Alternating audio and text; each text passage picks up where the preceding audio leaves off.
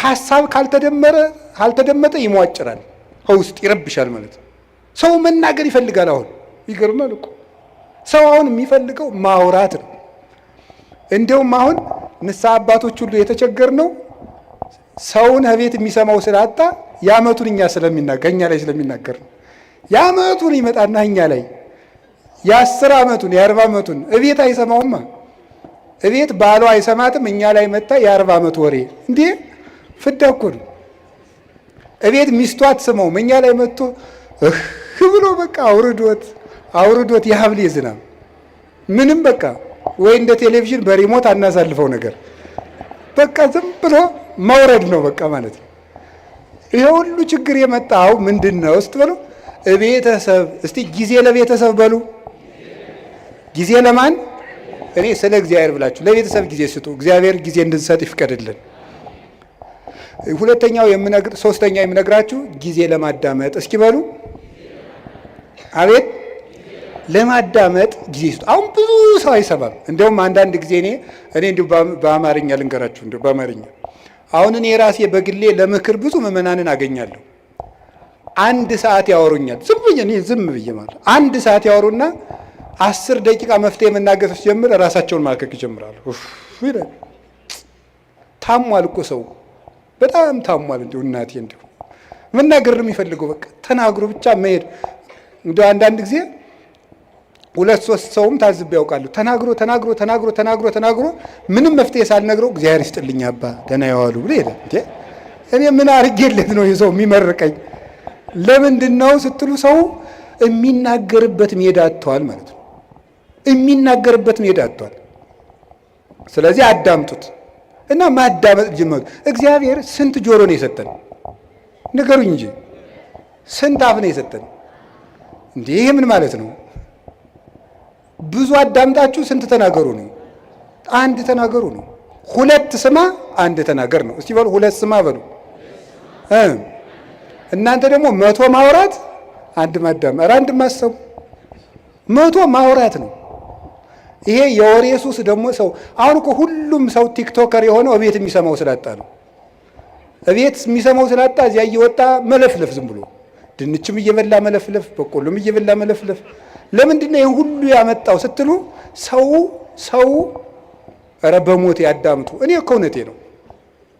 ማዳመጥ ይኸው ያዕቆብ መልእክት ምዕራፍ 1 ቁጥር 19 ላይ ኩን ፍጡነ ለሰሚ ወጉንዶ ለነቢብ፣ ሰው ሁሉ ለመስማት ለማዳመጥ የፈጠነ ለመናገር የዘገየ ይሁን ይላል። ለማዳመጥ የፈጠነ ለመናገር የዘገየ ይሁን። የሰው ልጅ ብዙ የማዳመጥ የምታዳምጡ ከሆነ ሰው ይወዳቸዋል። ከሰው ጋር የመኖር ጥበብ አንዱ ማዳመጥ ነው። እንደውም ልንገራችሁ፣ ሰዎች የት ይገኛሉ ብላችሁ ብትጠይቁ እኔ ልንገራችሁ የት እንደሚገኙ። አንደኛ የሚበሉበት ቦታ ነው የሚገኙት። ሁለተኛ የሚሰሙበት ቦታ ነው የሚገኙት፣ የሚሰሙበት ቦታ። ሶስተኛ የሚወደዱበት ቦታ ነው የሚሄዱት። አራተኛ የሚከበሩበት ቦታ ነው የሚኖሩት። ሰዎችን ብትፈልጓቸው የምታገኙት ከዚህ ነው የምታገኟቸው። ወይ ከሚሰማቸው ወይ ከበሉበት ቤት ነው የሚገኙት፣ ወይ ወደሚያከብራቸው ሰው ነው የሚሄዱት፣ ወይ ወደሚወዳቸው ሰው ነው የሚሄዱት። ከቤትም ጥለውን የሚወጡት 4ቱን ሲያጡ ነው። ወይ አልሰማቸው ስንል፣ ወይ አልወዳቸው ስንል፣ ወይ አናከብራቸው ስንል። ጥለውንም የሚሄዱ በዚህ ነው፣ ወደኛም የሚመጡ በዚህ ነው። ስለዚህ ይሄ እንዲኖረም ምን ማድረግ? ማዳመጥ። ከቃሉ ጋር ናችሁ?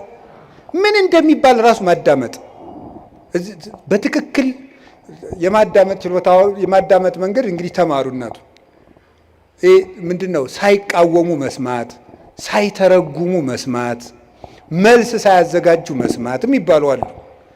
ሳይተረጉሙ መስማት፣ ምንም አትተርጉሙ። ዝም ብላችሁ ሰውየውን ዝም ብሎ የሚያፈሰውን ወሬ ስሙ። አይ ወሬው የማይረባ ስለሆነስ እንዴ ጅልጅል ሰው ማዳመጥ አለብን እንዴ? ጥያቄ ልመልስላችሁ። አንድ የገዳም እመምኔት ነበረች እና የገዳሙ እናቶች ተሰብስበው ምን አሏት? እናታችን አቤት፣ ሰው የማይረባ ወሬ ሲያወራን ዝምን ብለው እንስማ፣ እንዴት እናርጋል? ወይ ጥለን እንሂድ? ከሰው ቤት ሄዳችሁ የሚረባ የማይረባ ምግብ በአንድ ላይ ቢያቀርቡላችሁ ምን ታደርጋላችሁ አለቻቸው። የሚመስለንም በልተን እግዚአብሔር ይስጥልን ብለን እንመጣለን አሉ።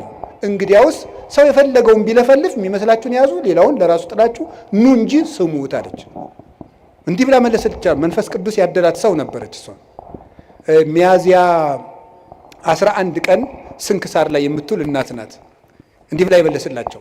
ስለዚህ የእግዚአብሔር ቤተሰቦች ሰው የፈለገውን ያህል ያውራ፣ ስሙት፣ ዝም ብላችሁ አዳምጡት። ብዙ ጥበብ ሰሎሞን በመናገር ብዛት ኃጢአት ሳይኖር አይቀርም ይላል። በመናገራችን እንጂ በመስማታችን ተጉርተን አናውቅም። እግዚአብሔርን መስማት፣ የሚባለውን ነገር መስማት፣ ሁሉን ነገር አስታውላችሁ መስማት ይገባል። የማዳመጥ እድል እንዲኖረን ለሚሰማ እግዚአብሔር የሚሰማዋል። ለዚህ ነበረ የጌዴዎን ልጅ ቆሞ ስምዑኒ ሰብአ እስራኤል ወእግዚአብሔር ይስማዕክሙ፣ የእስራኤል ወገኖች ወይ ስሙኝና እናንተንም እግዚአብሔር ይስማችኋል። ሰውን የሚሰማ ሰው እግዚአብሔርም እሱን ይሰማዋል። ጊዜ ለማዳመጥ ጊዜ ለምን አልኳችሁ? አቤት ለማዳመጥ ጊዜ ስጡ። አንድ ለመናገር ግን ቀንሱ። እውነቴን ነው። በዚያውም ልናገር። እኔ የካህናት ችግር በጣም ነው የሚያሳዝነኝ። ከካህናት ሄዳችሁ ስትናገሩ ወጡን ተናገሩ። በዚያውም ልንገራችሁ ብዬ ነው። አሁን ለምሳሌ ባልና ሚስት ተጣልተው ምክር ፍለጋ ከካህኑ ሲሄድ ተጣልተናል ያስታርቅ ብሎ ለመናገር ከመጋባታችን በፊት የተዋወቅነው ወፍጮ ቤት ነበር ብሎ ይጀምራል። እንዲህ ይሄ ሁሉ ምን ያደርጋል? የእውነት እኮ ነው የምነግራችሁ እኮ ይሄ ሁሉ የሚሰራው ስራ አለው የለም። ባለቤቴ ጋር በዚህ ጊዜ ተዋወቅን፣ እንዲህ ብለን ተጋባን፣ ያጣላን፣ ይሄ እንዲህ ችግር ፈጠረብን፣ 5 ነጥቦች ነው ያሉኝ፣ እባክዎትን መፍትሄ ያንጡልኝ ነው የሚባለው። እንዲህ ነበረ፣ እንደዚህ ያሉ ነበር፣ አጎቷ ፓይለት ናቸው፣ ምን ያደርግልናል? ለኛ አይረባም። መጥኖ መናገር፣ በደንብ ማዳመጥ ከሰው ልጅ ይጠበቃል። ክርስቲያኖች ክርክም ናቸው። የምትናገሩበትን ቦታ ሰው እንዲሰማችሁ ከፈለጋችሁ ወርቁን ልቅም አድርጋችሁ ማቅረብ መልመድ፣ እንደገና ደግሞ ሁሉን ማዳመጥ መልመድ። እግዚአብሔር ለማዳመጥ ጊዜ እንዲኖረን ይርዳን። ብዙ ሰው በጣም ችኩል ነው። በእውነቱ ብዙ ሰው በጣም ችኩል ነው፣ አያዳምጥም። ዝም ብሎ ወግዞ ነው የሚሮጥ። አሁን እዚህ ላይ አንድ ጊዜ ስልጠና ሲሰጥ ምን እንዳለ እንገራችሁ። ስልጠና እየሰጠን ወሬ እንዴት እንደሚዛባ ለማንገር የመጀመሪያው ቦታ ላይ ለተቀመጠው ሰውዬ አርዮስን የረታው የእስክንድሪያው ሊቅ ቅዱስ አትናቴዎስ ይባላል ብለን በጆሮ ነገር ነው። በል እንግዲህ አንተም በጆሮ ነገር ብለን በጆሮ ሲባል የመጨረሻው ሰው እወድሃለሁ የሚል ወሬ መጣ። ለምንድን ነው ሲባል በትክክል አያዳምጥም ማለት ነው። ወይ ወሬ ሰባሪ አለ፣ ወይ ወሬ ሰራቂ አለ፣ ወይ ደግሞ ወሬ የማያዳምጥ አለ ማለት ነው። እና በትክክል ማዳመጥ፣ በትክክል የሚባለውን ነገር ብዙ ሰዎች ከቤተ ክርስቲያን የሚወጡበት ምክንያት በትክክል አያዳምጡ፣ ልብ ሰጥተው አያዳምጡ። ይህንን ነገራችሁ ነው። እና የሰውን ወሬ ደግሞ አለመተርጎም፣ አለማጣመም፣ አለመሰንጠቅ፣ ሌላ ትርጓሜ አለመስጠት፣ ከትናንት ጋር አለማያያዝ፣ ከነገ ጋር አለማያያዝ፣ አሁንን መስማት ማዳመጥ መልመድ አለብን። ጊዜ ለማዳመጥ እስኪ በሉ 3 ነጥቦች ነው የቀሩኝ። ጊዜ ለስራ እስኪ በሉ ጊዜ ለስራ በሉ። አቤት ጊዜ ለምን? አሁን የእኛ ሀገር ሰው ደግ ነው፣ የኢትዮጵያ ሰው በዚያው ደግሞ ቂመኛ ነው። በጣም ቂመኛና ወግ ሰንጣቂ ነው። ከምንድን ነው የመጣ ብዬ እንደው ዝም ብሎ ሲገርመኝ ዝም ብዬ ቁጭ ብዬ ሳስበው ነው። ጥናት አላረኩበትም፣ ባለሙያም አይደለሁም። ሳስበው ከስራ ፈትነት ነው የሚመጣው።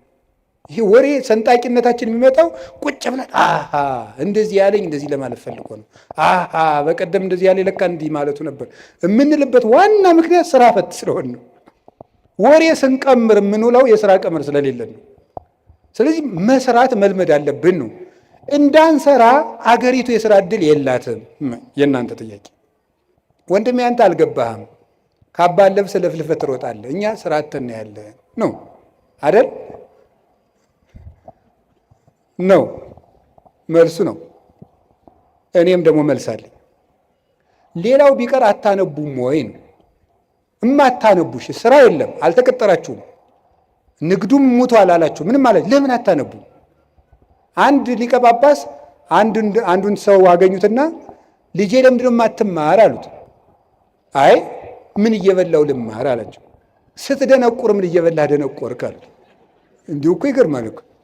ለምን አታነቡም?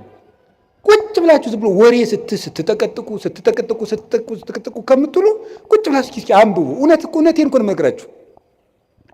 ተግባር እኮ የሐሳብ ልጅ ነው። ሐሳብ ደግሞ የሚገኘው ይኸውላችሁ እንጨት ሳትሰበስቡ እሳት ማንደድ ትችላላችሁ? ይቻላል? አይቻልም። ሐሳብ ሳይኖርህ ተግባር የት ታመጣለህ? እቅድ የት ታመጣለህ? ስራ የት ታመጣለህ? ከሰው ጋር የመኖር ስልት የት ታመጣለህ? ተግባቦት እንዴ!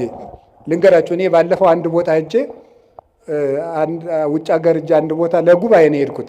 ዱባይ ስደርስ ኤርፖርቱን አላውቀውም። ያው ኤርፖርቱን አላውቀውምና ሰዎቹ ዊልቸር ቡክ አድርገውልኝ ነበር። ያው እንደ ዕቃ እየገፉ አቅጣጫ እንዲያሳዩኝ ማለት ነው።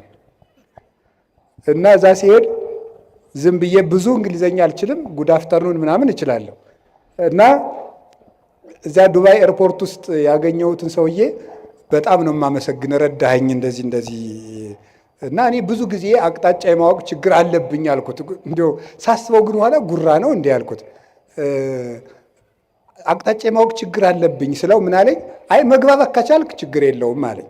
እና በህሊኔ ይዤው ቀርቼ ነው መግባባት ከቻልክ አቅጣጫ አይጠፋም ብሎኝ ነው። እስኪ በሉት ይሄን ቃል መግባባት ከቻልክ አቅጣጫ አይጠፋም ነው። ስለዚህ መግባባት ከቻላችሁ የኑሮ አቅጣጫ አይጠፋም። እንዳትግባቡ ግን አትማሩ።